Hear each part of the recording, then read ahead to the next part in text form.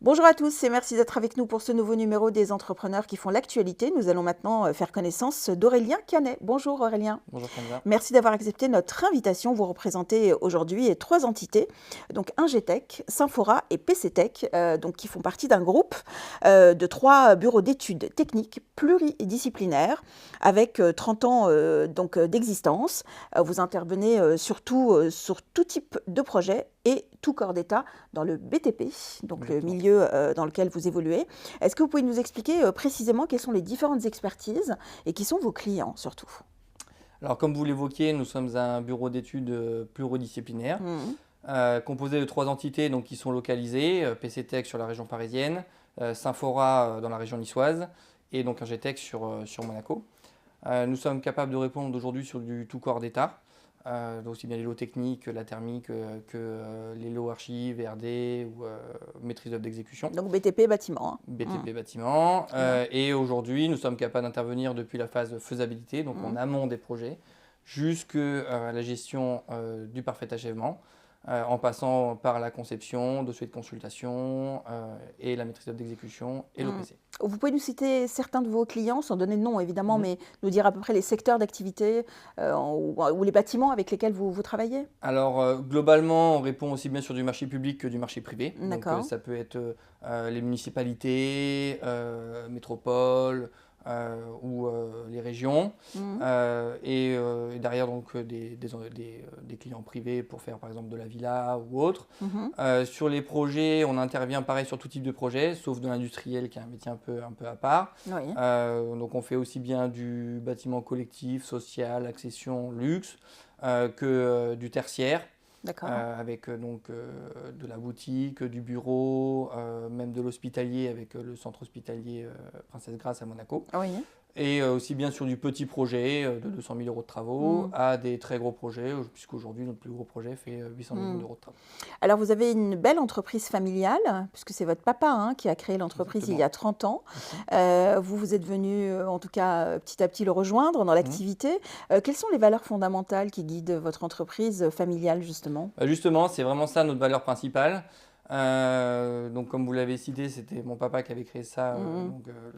l'entreprise de PC Tech qui s'appelait CG Tech à l'époque, qui a démarré donc de rien, puisque c'était une création de zéro, Mhm. en démarrant par du chiffrage pour des entreprises générales et petit à D'accord. petit acquis les compétences d'un bureau d'études et de maîtrise d'œuvre classique. Mhm. Derrière moi, ma carrière a fait que j'ai rejoint le bureau d'études par l'acquisition notamment de l'entité monégasque, donc Mhm. Ingetech, qui pareil a démarré plus ou moins de zéro et que j'ai pu développer ces 10 dernières années.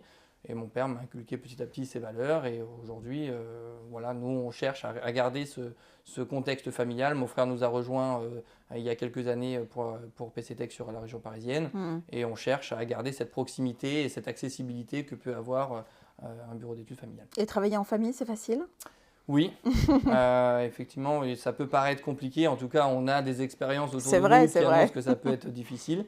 Mais Oui, avec nous, ça a été très fluide et très naturel. très bien. Ça se fait très bien. On a chacun plus ou moins notre secteur, Mhm. notre spécialité, puisque mon frère lui a démarré plutôt par la partie économique immobilière. Moi, Mhm. j'ai une formation plutôt ingénieur d'affaires en électricité. Mon père, lui, sur la partie fluide, CVC, climatisation, ventilation. Oui. Donc on est très complémentaires dans nos compétences et c'est ce qui fait que dans nos échanges, on a chacun comment dire, une spécificité à apporter, Mhm. notre pierre à l'édifice, comme on dit. Et donc du coup, c'est fluide et facile, quoi. Très bien. Alors, quelle place justement à l'innovation dans votre entreprise et justement comment elle s'intègre dans votre activité quotidienne? Alors elle est omniprésente, elle est prépondérante parce qu'aujourd'hui, quand on nous confie un projet, ce que cherche le client, c'est l'innovation, l'économie d'énergie, Mhm.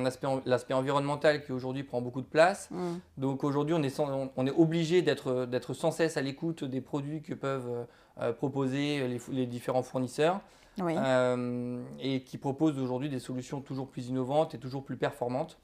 Donc en fait, cette innovation, on est obligé de travailler avec. C'est même d'ailleurs un plaisir. C'est ce qui rend notre métier palpitant tous les jours parce qu'on est sans cesse capable aujourd'hui de proposer des solutions innovantes. J'imagine que les préoccupations environnementales, c'est aussi le nerf de la guerre en ce moment. Exactement, exactement, que ce soit aussi bien en production de chauffage, de climatisation, qu'aujourd'hui la ventilation, même aujourd'hui en termes de gestion des eaux.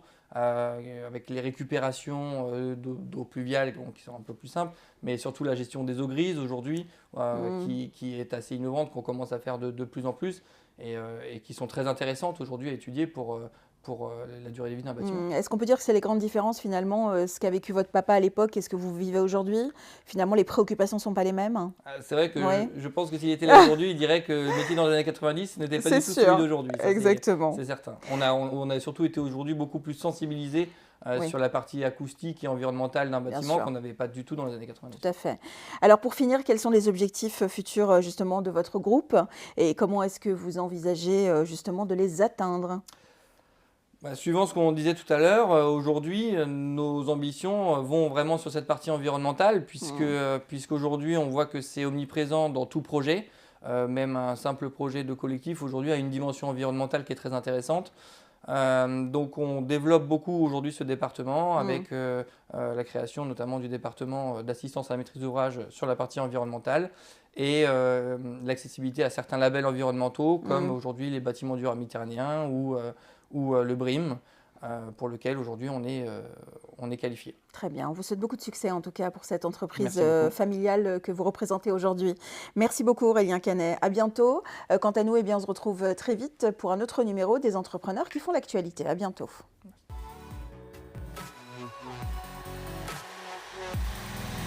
Merci.